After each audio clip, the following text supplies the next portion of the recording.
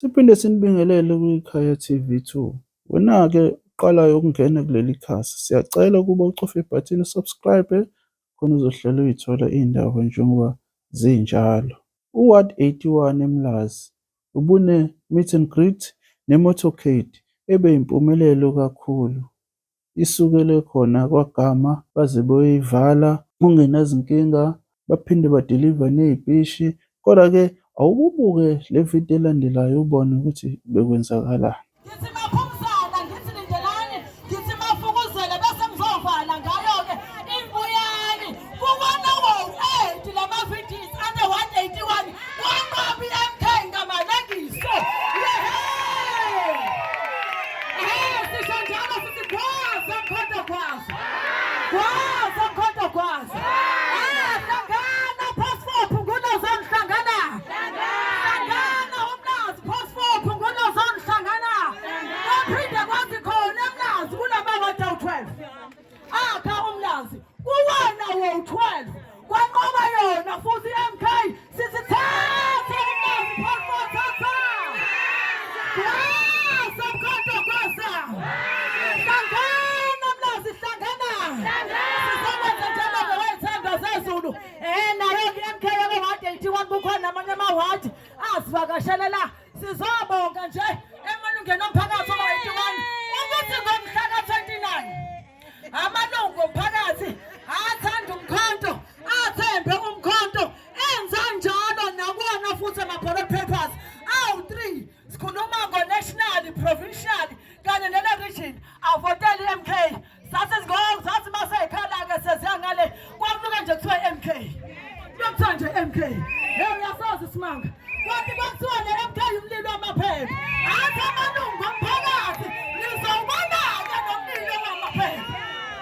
Lo mlilo wamaphepha uzojika kube umlilo wamakhabhothi. The masses are not blind. The masses ahlangana, ayikhumbula, athembeka kumkhonto wesizwe, awuvotela-ke umkhonto wesizwe. Yikona-ke sila sasisho nje sithi uyababona laba sebeyatatazela, woza sebeyatatazela, sebeyatatazela, woza uyawabona lamasela seyatatazela, woza haseyatatazela, woza haseyatatazela, woza sesithi woza 2024 woza, woza sibatutula ngevoti, woza haseyatatazela, woza sesithi woza mhla ka-29 woza, woza sibatutula ngevoti, woza haseyatatazela, woza hayi baba sivalela amanzi basishela ugesi, woza sibatutula ngevoti, woza awusebeyatatazela, woza hayi baba sivalela amanzi basilikisha umbane, woza sibatutula ngevoti thina, wona sebeyatatazela, woza uyawabona namasela seyatatazela, woza haseyatatazela, hayi bo haseyatatazela, uyawabona namasela seyatatazela, woza haseyatatazela, woza haseyatatazela, woza sesithi woza 2024 woza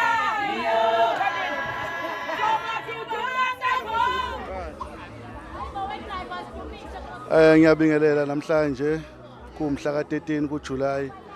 Lo khulumayo uNkululeko Mathunjwa ku-Ward 81 eMlazi ku-Pass 4 Phungula Zone. Namhlanje iprogram esinayo ukuthi sibuyela kubantu ngoba nanazile ukuthi kwade kuvotwa ngomhla ka-29 May. So i-reason yokuthi-ke siphume siyi-MK ukuthi sibungaze i-support abasipha yona la ku-Ward 81 kuwo wonke ama-VD esinawo. So sambela wonke ama-VD esinawo awu-8 esewonke ukuthi sibakhombise ukuthi i-MK ikhona iyaphila. I-MK ezokwenza umehluko emphakathini wase-Ward 81. So iyona main reason yethu-ke ngoba sihlangene la kaGama. I-motorcade yethu izosuka la kaGama ihambe irawunde iphume eManyuswa, isuke eManyuswa ithi Phila, isuke ePhila ithi Mafumbuka, isuke eMafumbuka ithi Maphumzane, isuke eMaphumzane ithi Lindelani, isuke lapho ithi Mafukuzela, size la kaSifu futhi la siqale ngakhona ithi Sikhumbuzo, bese sivala kwi-VD yasebuyane la sobe sesibreaka khona so breakela eUrbanville.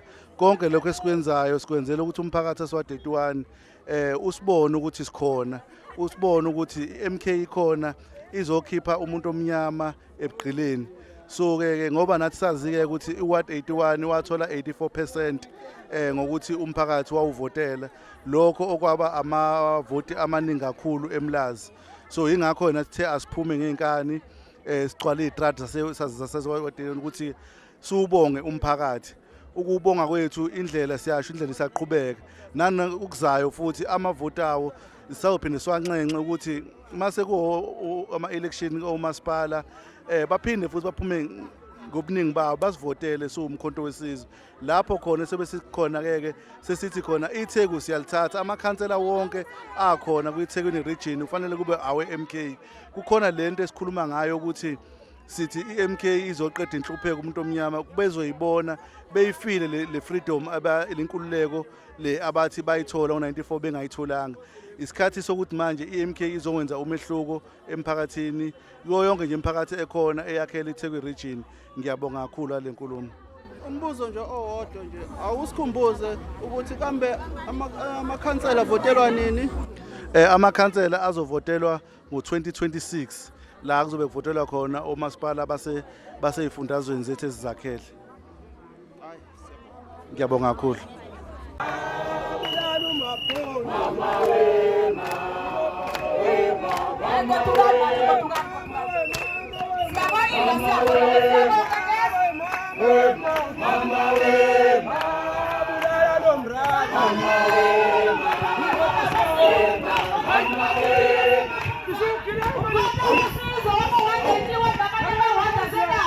Sizodwa besibonga kakhulu ukuthi